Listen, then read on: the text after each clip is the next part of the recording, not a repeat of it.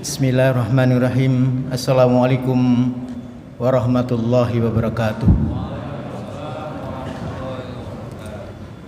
Innal hamdalillah nahmaduhu wa nasta'inuhu wa nastaghfiruh wa na'udzu billahi min shururi anfusina wa min sayyiati a'malina. May yahdihillahu fala mudhillalah wa may yudhlil fala hadiyalah. Asyhadu an la ilaha illallah wahdahu la syarikalah wa asyhadu anna Muhammadan abduhu wa rasuluh la nabiyya ba'da. Allahumma shalli wa sallim ala Muhammadin wa ala alihi wa sahbihi ajma'in, amma ba'd. Faqala Allah ta'ala fi kitabil karim, a'udzu billahi minasy syaithanir rajim. Innama ya'muru masajidallah man amana billahi wal yaumil akhir wa aqamas shalah wa ataz zakah wa lam yasha illallah wa asa ulaika yakunu minal muhtadin. Bapak dan Ibu jamaah yang dimuliakan Allah, syukur alhamdulillah kita panjatkan kehadirat Allah Subhanahu wa taala yang telah melimpahkan rahmat dan karunia kepada kita sehingga pada kesempatan malam hari ini di bulan Ramadan ini dapat melaksanakan sholat isya berjamaah, dan insya Allah nanti akan dilanjutkan dengan sholat tarawih pada malam hari ini. Pada kesempatan kuliah Ramadan pada hari ini, saya ingin menyampaikan pembahasan berkaitan dengan orang-orang yang layak memakmurkan masjid-masjid Allah, di mana di dalam surat At-Taubah ayat ke-18 Allah berfirman, a'udzubillahi minasyaitonir rajim, innama ya'muru masajidallah man amana billahi wal yaumil akhir wa aqamas shalah wa ataz zakah wa lam yasha illallah. Nah, dalam ayat ini siapa saja orang-orang yang layak memakmurkan masjid-masjid Allah? Yang pertama adalah orang yang beriman kepada Allah dan beriman kepada hari akhir. Jadi yang layak memakmurkan masjid Allah, yang pantas menjadi pengurus masjid itu adalah orang-orang yang beriman. Orang-orang yang munafik, orang-orang yang musyrik tidak layak memakmurkan masjid Allah dan tidak pantas juga menjadi pengurus masjid. Karena Allah menerangkan dalam ayat ini, yang pertama yang layak memakmurkan masjid Allah adalah orang yang beriman. Nah, siapa orang yang beriman yang sebenarnya? Allah terangkan dalam surat Al-Hujurat ayat ke-15, innamal mu'minuna alladzina amanu billahi wa rasulih summa lam yartabu wa jahadu bi amwalihim wa anfusihim fi sabilillah ulaika humus shadiqun. Diterangkan dalam ayat ini, sesungguhnya orang-orang yang beriman itu amanu billah, yaitu orang-orang yang beriman kepada Allah wa rusulihi dan beriman kepada rasulnya. Jadi orang yang beriman itu adalah beriman kepada Allah. Tentu tidak sekadar kita meyakini adanya Allah, karena Allah tegaskan dalam ayat ini summa lam yartabu, kemudian dia tidak ragu dalam hatinya bahwa Allah itu ada. Dan tentu kita harus meyakini bahwa Allah itu maha dalam segala hal. Allah maha melihat, Allah maha pemberi rezeki, dan Allah juga maha kuasa. Maka orang yang beriman, kalau dia sebagai seorang pejabat, seorang pegawai, katakanlah seorang pegawai, walaupun tidak ada atasannya, dia sadar bahwa dia diawasi oleh Allah Subhanahu wa taala, maka tidak mungkin orang itu melakukan korupsi, tidak mungkin orang itu melakukan manipulasi, dan tentu tidak mungkin melakukan perbuatan-perbuatan yang bertentangan dengan ajaran Allah dan Rasul-Nya. Tapi ternyata kenyataan sekarang ini banyak orang yang aku beriman kepada Allah tapi enggan diatur oleh aturan Allah. Bahkan ada sebagian masyarakat kita, kalau Bapak Ibu baca dalam buku misteri, ya, majalah misteri, karena saya membaca dalam majalah itu bahwa di Keraton Surakarta ada pohon sawo kecik yang diyakini oleh sebagian masyarakat bahwa pohon itu memberikan keberkahan, sehingga orang yang susah dapat rezeki kalau dia ketiban oleh buah sawo kecik akan mendapat rezeki. Orang yang susah dapat jodoh kalau dia ketiban oleh buah kecik maka akan segera dapat jodoh. Ini yang bahaya kalau ketiban pohonnya ini, ya. Nah, orang yang beriman itu tidak mungkin meyakini seperti itu. Nah, yang kedua, orang yang beriman kepada Allah juga harus beriman kepada Rasul-Nya. Kalau kita tanya seluruh kaum muslimin percaya Muhammad sebagai Rasul Allah, pasti akan menjawab, saya percaya Muhammad itu Rasul Allah. Tapi kita tidak cukup dengan itu, kita harus mencontoh keteladanan Rasul. Termasuk mencontoh bagaimana Rasul beribadah. Misalnya kaitannya dengan solat, kata Nabi, "Shollu kama ra'aitumuni usolli." Solatlah kalian sebagaimana kalian melihat aku solat. Nah, sehingga solat kita tidak mungkin membuat dengan cara kita sendiri. Maka tidak boleh solat menggunakan dengan bahasa kita masing-masing, tapi kita harus mencontoh apa yang dicontohkan oleh Rasulullah SAW. Kemudian dalam ayat itu dijelaskan juga orang yang beriman itu wajahadu bi amwalihim anfusihim fi sabilillah. Dia berjuang berjihad di jalan Allah dengan harta dan jiwanya. Baru dijelaskan dalam ayat ini di akhirnya, ulaika humus shadiqun. Itulah orang-orang yang benar-benar beriman. Nah, kalau kita termasuk yang dijelaskan ini, insya Allah kita termasuk orang yang benar-benar beriman. Jamaah yang dimuliakan Allah. Nah, pada bulan Ramadan ini orang yang beriman disuruh oleh Allah, ya ayyuhalladzina amanu kutiba alaikumussyam kama kutiba alal ladzina min qablikum la'allakum tattaqun. Wahai orang-orang yang beriman, diwajibkan atas kalian siam sebagaimana diwajibkan atas umat sebelum kalian, supaya apa target dari orang yang menjalankan saum itu? La'allakum tattaqun. Ini tahapan yang pertama bagi orang yang melaksanakan saum itu, agar menjadi orang yang bertakwa. Nah, yang kedua, la'allakum tashkurun, agar menjadi orang yang senantiasa bersyukur kepada Allah Subhanahu wa taala. Dan yang ketiga, bagi orang yang menjalankan saum itu menjadi la'allahum yarsudun, menjadi orang yang senantiasa bersaksi berada dalam kebenaran. Jamaah yang dimuliakan Allah. Jadi syarat yang pertama orang yang layak memakmurkan masjid Allah adalah orang yang beriman. Kemudian yang kedua, selain beriman kepada Allah juga beriman kepada hari akhir. Yang kedua, wa aqamas shalah. Orang yang selalu mendirikan salat, menegakkan salat. Maka orang yang tidak mau salat tidak layak memakmurkan masjid Allah. Dan tentu tidak layak juga pengurus masjid itu orang yang tidak mau salat. Kadang-kadang kalau kita lihat pengurus masjid itu yang tercatat itu bisa 50 orang, 60 orang. Mungkin ada di satu masjid pengurusnya sampai 100 orang. Tapi yang datang ke masjid, ini pernah terjadi di Binjai, Bintara Jaya. Itu di salah satu masjid.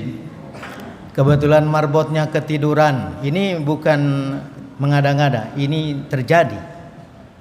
Tapi insya Allah masjid at-taqwa, namanya at-taqwa ya. At-taqwa bukan kumpulan Batak sama Jawa, tapi at-taqwa benar-benar kumpulan orang-orang yang bertakwa. Nah, ternyata di satu masjid di Binjai ini, tidak terlalu jauh juga dari rumah kami tempat tinggal di sana, Ternyata marbotnya ketiduran. Ada seorang nenek yang sudah tua, biasa rajin dia datang lebih dulu ke masjid. Sementara masjid-masjid yang lain sudah mengumandangkan azan. Ini belum ada marbotnya, jamaah belum kelihatan. Akhirnya nenek ini maju ke depan, ambil mic, dia azan. Jadi ini nenek-nenek azan di masjid. Karena marbotnya ketiduran, pengurusnya juga tidak ada yang datang pada saat itu. Waktu sudah masuk. Ini mudah-mudahan tidak terjadi di masjid kita ini. Karena apa? Karena Allah sudah tegaskan orang yang layak memakmurkan masjid Allah itu adalah orang yang menegakkan sholat. Ini yang kedua yang layak memakmurkan masjid Allah. Maka kalau kita mengambil pengurus masjid itu, lihat dulu orang yang malas ke masjid ini rasanya tidak layak dululah untuk jadi pengurus masjid. Nah, yang ketiga, orang yang layak memakmurkan masjid Allah yaitu wa'ataz zakah. Orang yang senantiasa membayarkan zakat. Orang yang pelit, yang bahil, yang meregehese, ya, itu layaknya tidak pantas untuk memakmurkan masjid dan tidak pantas juga untuk jadi pengurus masjid. Jangan sampai nanti ada zakat fitrah bukan dibagikan tapi dimakan oleh pengurusnya sendiri. Dan itu bisa terjadi. Bisa terjadi yang kejadian seperti ini. Orang bayar zakat fitrah kok tidak dibagikan, ternyata hanya dimiliki oleh pengurusnya saja. Karena sekaligus pengurusnya jadi amil, dia ambil sama amil semua. Makanya yang pelit, yang bahil ini jangan sampai dia jadi pengurus masjid. Karena ada sumbangan-sumbangan untuk masjid, udah bertahun-tahun masjidnya nggak jadi-jadi. Sementara banyak laporan dari masyarakat kami katanya menyumbang untuk masjid sekian, tapi kok masjidnya tidak ada perkembangan, perbaikan. Mungkin itu juga salah karena mengangkat pengurus masjid bukan yang senantiasa mau membayar zakat. Nah, yang keempat, orang yang layak memakmurkan masjid Allah walam yasha illallah. Orang yang tidak takut melainkan hanya takut kepada Allah. Maka Bapak Ibu yang berbahagia, orang yang layak memakmurkan masjid Allah adalah orang yang hanya takut oleh Allah, bukan takut oleh manusia. Ada pengalaman pribadi saya, berapa tahun yang lalu diundang pengajian di satu masjid. Kubahnya layaknya kubah Masjidil Aqsa. Masjidnya cukup besar. Saya dipanggil begitu datang oleh pengurus masjid. Ketua DKM-nya menyampaikan, "Ustaz, tolong nanti ceramahnya jangan keras-keras." Baik, kata saya. Nah, begitu kami naik mimbar, kami ceramah secara pelan-pelan. Karena dipesankan tidak boleh yang keras-keras, akhirnya pelan-pelan. Tapi setelah itu ibu-ibu dari belakang teriak-teriak, "Pak Ustadz, enggak kedengaran." Saya bilang di pengajian itu, saya sudah dipesan oleh ketua DKM tidak boleh keras-keras, maka saya pelan-pelan. Nggak tahu maksudnya nggak boleh keras itu apa. Saya hanya berpikir nggak boleh keras karena sekarang ini pengeras suara nggak boleh keras-keras, azan nggak boleh keras-keras karena jangan sampai bersaing dengan gonggongan anjing sekarang. Padahal yang namanya azan itu justru harus dikeraskan.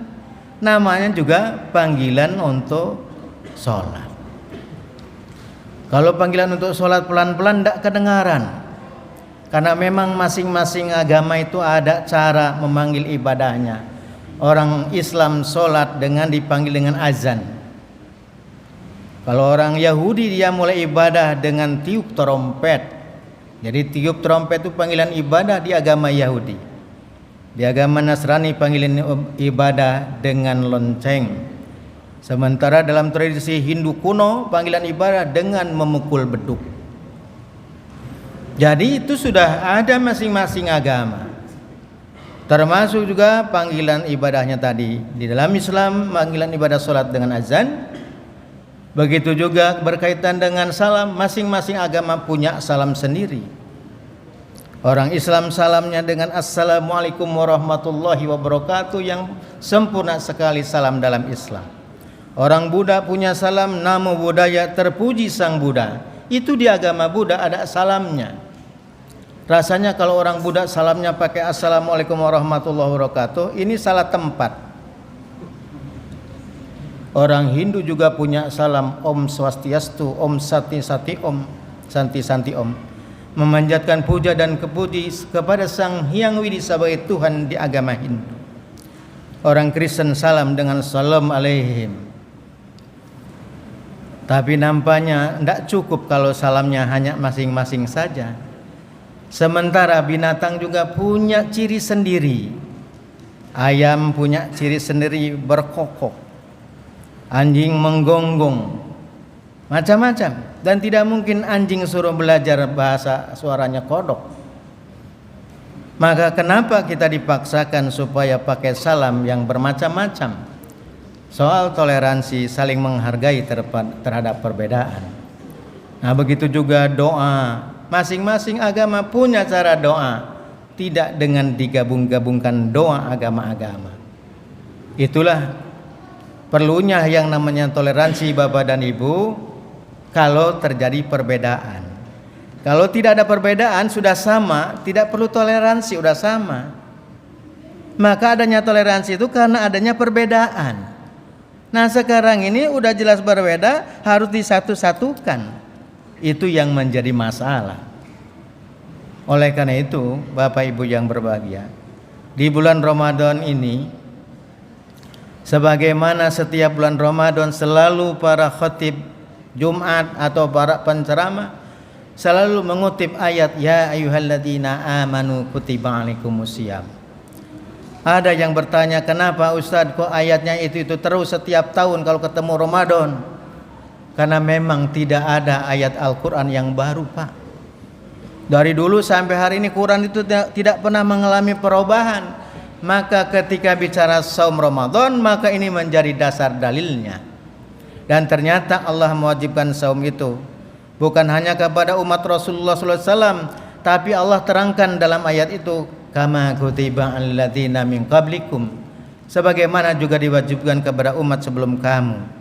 Ternyata kita bisa menelusur, bisa kita telusur dalam agama-agama atau dalam saumnya nabi-nabi sebelum Nabi Muhammad. Misalnya kita lihat bagaimana Nabi Musa menjalankan saum.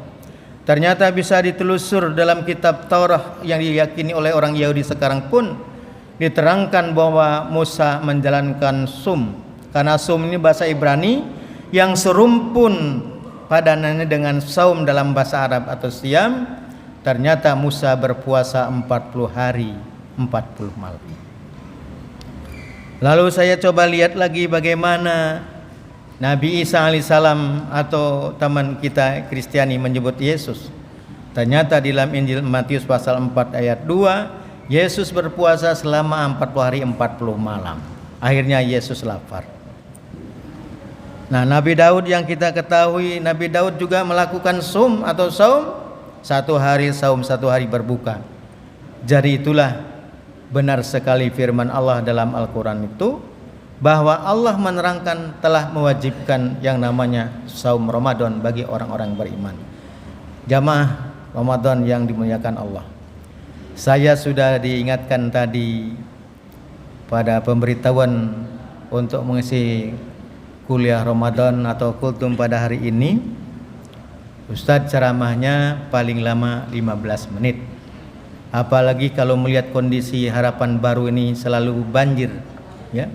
Tadi juga saya mau naik ke masjid ini terpaksa ngangkat juga celana dulu, ya, tapi nggak sampai di atas celananya. Cuman Pak Imam tadi sudah menyampaikan kemarin mau ngisi jadi imam di sini sampai pakai kolor, kata beliau pada saya. Baru diganti di masjid. Tapi semangat kita untuk datang ke masjid dalam rangka memakmurkan masjid ini di bulan Ramadan, karena kata Nabi, bulan Ramadan, bulan yang penuh rahmat dan maghfirah Allah ini, jangan malas di bulan Ramadan, karena amal yang kecil akan dibalas dengan pahala yang besar. Teringat di dalam salah satu tarikh bahwa Rasulullah SAW pernah mengantarkan jenazah. Ketika jenazah itu dihantarkan, kemudian Rasulullah SAW setelah memakamkan jenazah ini, Rasulullah kemudian datang kepada keluarga almarhum, di mana keluarga almarhum menyampaikan kepada Rasulullah, ya Rasulullah, bahwa almarhum ini ketika sakaratul mautnya dia mengatakan kata-kata yang tidak dapat dimengerti apa maksudnya. Lalu Rasul bertanya, apa yang diungkapkan oleh almarhum ketika sakaratul maut? Ternyata almarhum mengucapkan kata-kata andaikan lebih panjang. Yang kedua, almarhum mengucapkan andaikan yang baru. Yang ketiga, almarhum mengucapkan andaikan semuanya. Apa ya Rasulullah? Karena Rasulullah SAW diberikan kelebihan oleh Allah mengetahui hal-hal yang gaib seperti ini, maka Rasul menjelaskan bahwa almarhum ketika sakaratul maut mengucapkan andaikan lebih panjang. Dia pada saat hidupnya di bulan Ramadan pernah memapah kaki ketua ke masjid. Ini amalan yang kecil, tapi oleh Allah diperlihatkan kepada almarhum. Ternyata amalan yang kecil hanya memapah kaki ketua ke masjid, diperlihatkan oleh Allah dibalas dengan pahala yang besar. Maka almarhum mengucapkan andaikan lebih panjang, lebih jauh jaraknya ke masjid, tentu nilai pahala di sisi Allah lebih besar lagi. Nah, yang kedua, almarhum mengucapkan andaikan yang baru. Ternyata almarhum di masa hidupnya di bulan Ramadan pernah memberikan jubah bekas kepada orang yang kedinginan. Tapi memberikan jubah bekas yang amat kecil ini oleh Allah diperlihatkan kepada almarhum, dibalas oleh Allah dengan pahala yang besar. Maka almarhum mengucapkan andaikan yang baru, memberikan jubah baru, tentu pahalanya lebih besar lagi. Maka jangan sia-siakan bulan Ramadan ini. Yang ketiga, almarhum mengucapkan andaikan semuanya. Apa ya Rasulullah? Kemudian Rasulullah SAW menjelaskan bahwa almarhum ini pernah di bulan Ramadan memberikan sebagian makanan kepada orang yang meminta-minta untuk berbuka puasa. Tapi amalan yang kecil ini oleh Allah diperlihatkan, dibalas dengan pahala yang besar. Maka almarhum mengucapkan andaikan semuanya makanan itu diberikan untuk berbuka puasa, tentu nilai pahala di sisi Allah lebih besar lagi. Maka Bapak Ibu yang berbahagia, mari kita gunakan, mari kita intensifkan ibadah di bulan Ramadan ini, karena Allah akan membalas amal-amal yang kecil dengan pahala yang besar. Dan jangan sampai kita malas sebagaimana diingatkan oleh Rasulullah SAW. Mudah-mudahan kultum, kuliah terserah antum ini ada manfaatnya, tentu yang benar datang dari Allah dan Rasulnya, yang salah datang dari pribadi kami yang lemah. Jadi sekali lagi, orang yang layak membangun masjid Allah yang beriman, orang yang menegakkan sholat, membayarkan zakat, dan orang yang tidak takut melainkan hanya takut kepada Allah. Maka di ujung ayatnya dijelaskan di situ, faulaika apa itu? Faulaika ayakunu minal muhtadin. Mereka itu mudah-mudahan termasuk orang-orang yang mendapat petunjuk Allah. Barangkali ini saja yang dapat kami sampaikan. Sekian, terima kasih. Assalamualaikum warahmatullahi wabarakatuh. Sallu sunnat tarawih rak'atain jami'an rahimakumullah.